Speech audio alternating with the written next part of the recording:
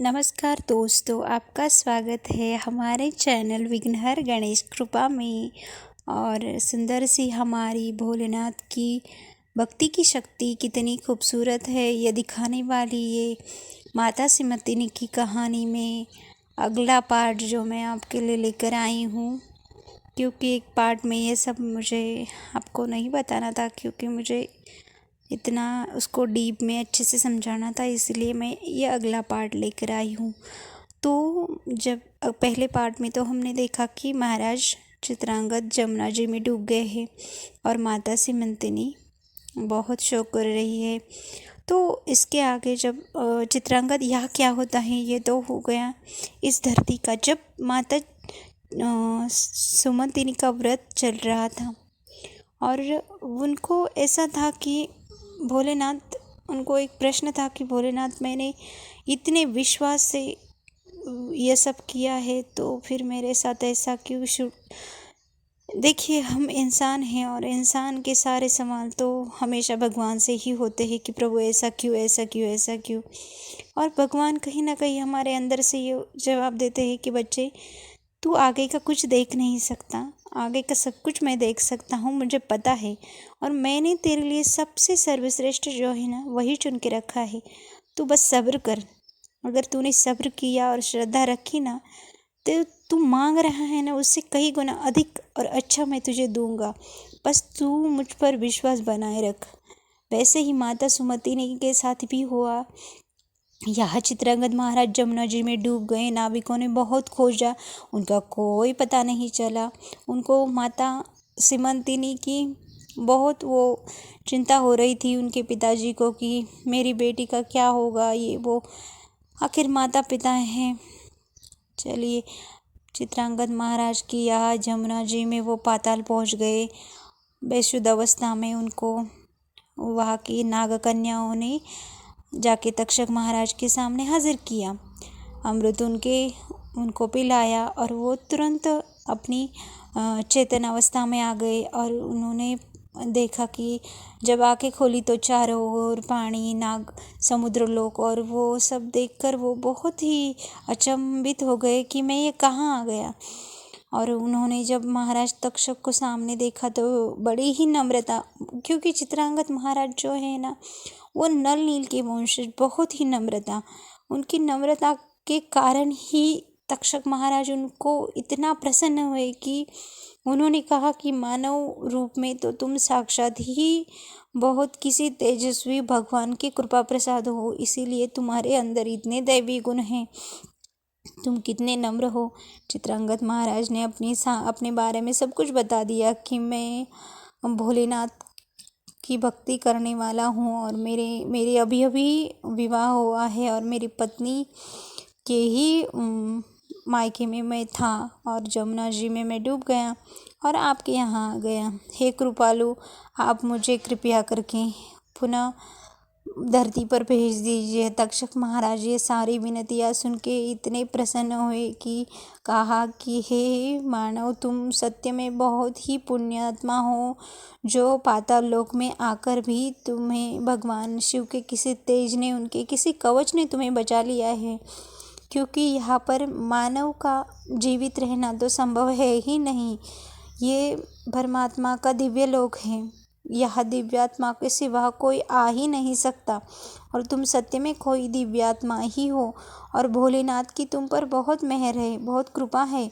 इसीलिए धन्य है तुम्हारे माता पिता और धन्य है तुम्हारा वंश, जो तुम्हारे जैसे संतान को उन्होंने जन्म दिया है। चित्रांगद महाराज बहुत खुश हुए। उन्होंने कुछ दिन वहाँ रुकने का निश्चय किया और 2-4 दिन रहने के बाद उनको बार बार अपने माता पिता और माता सिमंतिनी की याद आने लगी। उन्होंने कहा कि हे तक्षक महाराज, आप मुझे कृपया करके धरती पर भेज देंगे तो आपके अनंत उपकार रहेंगे मुझ पर। उनकी ये सारी जो करुणामय बातें थी, जो वो तक्षक महाराज को बहुत प्रसन्न कर गई और उन्होंने एक नागपुत्र को उनके साथ भेजा और अमृत और जो पाताल लोक की अमूल्य चीज़ें थी वो सब कुछ उनके पास दे दी और कहा कि आपका सदा कल्याण होगा, और जब जब तुम मदद के लिए पुकारोगे तब तब मेरा नागपुत्र तुम्हारी सहायता के लिए आ जाएगा। आज से तुम्हें युद्ध में कोई परास्त नहीं कर पाएगा और तुम हजारों वर्ष तक चाहे तो जीवित रह सकते हो और अपने तप से समस्त राज्य को जीत कर तुम चिरायु बनोगे। ऐसे सारे वरदान देकर तक्षक महाराज ने उन्हें विदा कर दिया। वो एक ही क्षण में नागपुत्र के साथ धरती पर गंगा जी से जमुना जी से बाहर आ गए। और उस दिन सोमवार था और माता सीमंतिनी स्नान के लिए वहाँ पर आई थी। तब माता का तेज तो बहुत ही मतलब वो बिल्कुल तेजहीन सी हो गई थी चिंता के कारण, लेकिन वो बहुत अंदर से श्रद्धा से अपना सोमवार का व्रत करती थी और नहाने के लिए गंगा जी यमुना जी में आई थी। और जैसे ही नागपुत्र और चित्रांगद महाराज प्रकट हुए तो उनकी तो जैसे काया ही पलट गई थी। तब सखियों से उन्होंने पूछा कि ये कौन है। तब जाकर उनकी सखियों ने पूछा, आप लोग कौन हैं? आप कोई देव है, कोई पाताल लोक के वासी है? आप कौन है जो ऐसे दिव्य तेज के साथ जमुना जी से प्रकट हुए हैं? तब नागपुत्र ने कहा कि उन्होंने कहा कि हम देवलोक से आए हुए हैं। और माता सीमंतिनी के बारे में जब उन्होंने पूछा तो माता बहुत रोने लगी और वो कुछ बोल ही नहीं पाई रोते हुए। तब उनकी जो सखियाँ थी साथ में आई हुई दासियाँ, उन्होंने सारी उनकी करुण कहानी नागपुत्र को बताई। तो चित्रांगद महाराज ने अपने आंसू रोक लिए कैसे कैसे कि और उनके पास गए कि सुनो सखी, मैं तुम्हारे पति को जानता हूँ, मैंने उसको नागलोक में देखा है और मैं भोलेनाथ की सौगंध खाकर तुम्हें कहता हूँ कि आज से 3 दिन बाद वो तुमसे मिलने आएगा और तुम्हें अपने साथ लेके जाएगा। ये सब उनके मुख से सुनकर माता सीमंतिनी के जैसे ही उनको जैसे सूखे हुए वृक्ष को नवीन पल्लव आते हैं, वैसे ही उनको वो सुख के रथ पर ऐसे सवार हो गई कि मानो उनको ऐसा लग रहा था कि दशों दिशाओं की मैं जैसे मालिक ही हो गई हूँ। बहुत रोने लगी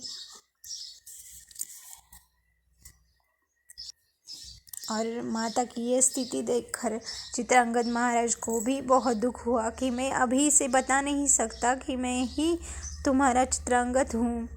तो कैसे ही उन्होंने अपने अंदर अपने आँखों में ही अपने अश्रुओं को छुपा लिया, उनके हाथ को हाथ में लिया और कहा कि तुम्हारे समस्त दुखों का भोलेनाथ ने अंत कर दिया है और तुम्हारे व्रत का ही ये प्रताप है कि मृत्यु के द्वार से ही भी तुम्हारे पति को वो खींच के लेके आ गए हैं।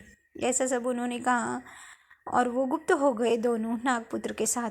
यहाँ उनके पिता और माता को उनके बंधुओं ने वो पुत्र शोक में डूबने के कारण उनका राज्य के प्रति उनका ध्यान ही नहीं था, इसलिए उनको बंदी बना लिया था। और नागपुत्र जैसे ही वहाँ पहुँचे और कहा कि तुम तुरंत चित्रांगद के माता पिता को उनकी अधिकारों के साथ सम्मान के साथ राजगद्दी पर बिठा दो, वरना मैं समस्त तुम्हारे राज्य का नाश कर दूंगा। उनकी इस तेजस्वी तेज को देखकर नागपुत्र के वो सारे उनके जिन्होंने उनका अधिकार छीना था वो सारे लोग डर कर भाग गए और महाराज इंद्रसेन को बहुत ही मान और सम्मान के साथ पुनः अपनी गद्दी पर बिठा दिया। और नागपुत्र ने कहा कि हे प्रभु, आपके पुत्र जो है वो नाग लोक से अपार तेज को लेकर आ रहे हैं। धन्य है आपकी बहू जिसके व्रत के प्रताप से आपके पुत्र को पुनः भोलेनाथ ने जीवन दान दिया है। चित्रांगद महाराज की इस समाचार को सुनते ही इंद्रसेन और उनकी पत्नी जो थी वो नाग पुत्र के चरणों में ही लोटपोट हो गई और बहुत रोने लगी। बहुत ही उनके आनंद के अश्रु उनकी आंखों से बहने लगे और वो भोलेनाथ का बारंबार धन्यवाद करने लगे। अपार दान दिए ब्राह्मणों को जो तृप्त हो गए पूरी तरह से। उन्होंने कहा कि बस अब इससे अधिक हम स्वीकार कर ही नहीं पाएंगे। धन्य है महाराज आप, और धन्य है आपकी पुत्र वधू जिसने असंभव को भी संभव कर दिया है। यह सब होने के बाद चित्रांगद महाराज ने कहा कि नागपुत्र को आप जाकर ये समाचार सीमंतिनी माता के पिताजी को दीजिए, ताकि वो जब यह समाचार सीमंतिनी माता के माता पिता को दिया गया तो वो तो खुशी के मारे पागल ही हो गए कि हे भोलेनाथ, ये आपने किस जन्म के पुण्य का हमें फल दिया है कि हमारी बेटी का जो जीवन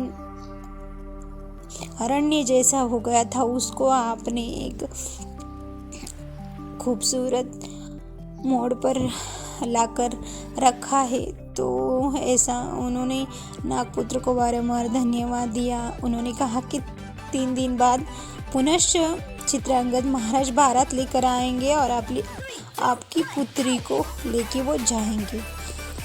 तो फिर 3 दिन बाद चित्रांगद महाराज बारात लेकर आए और जैसे ही सीमंतिनी माता ने उन्हें देखा तो उनका तो तेज मानो जैसे उनके तेज का तो कोई अंत था ही नहीं, क्योंकि साक्षात माता गौरी और शिव भगवान उनको प्रसन्न हो गए थे और उन्होंने उनको उनका मनचाह वरदान देने के कारण माता सीमंतिनी कहती थी कि हे भोलेनाथ, आज के बाद मेरी आपसे कोई मांग नहीं होगी, बस इतनी मांग और इतनी अरदास आपने मेरी पूरी की है, बस अब इसके बाद बस ऐसी कृपा बनाए रखना।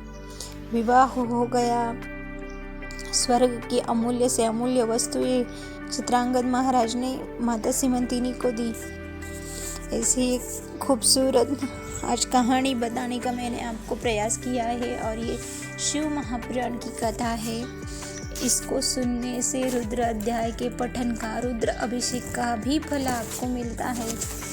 और मैं भी बहुत भावुक हो गई क्योंकि ये कहानी बहुत ही हमारे अंतरात्मा को टच करती है। इसका एक और पार्ट है जो मैं आपके लिए लेकर आऊँगी कि कैसे सीमंतिनी माता की परीक्षा लेने के लिए आने वाले लोगों को माता ने अपने तेज और अपने सोमवार व्रत की शक्ति दिखाई। ये ज़रूर सुनिए आगे की भी कहानी। और आज की कहानी के लिए आपका बहुत बहुत सुनने के लिए धन्यवाद। और आपको पसंद आए तो प्लीज़ हमारे चैनल को सब्सक्राइब करके अपना सपोर्ट दीजिए, ताकि हम ऐसे ही स्पिरिचुअल और मन को पीस देने वाली स्टोरीज़ आपके लिए लेकर आएंगे। और अपना अमूल्य समय देने के लिए धन्यवाद। पुनः कहेंगे सब्सक्राइब कीजिए, लाइक कीजिए और शेयर कीजिए।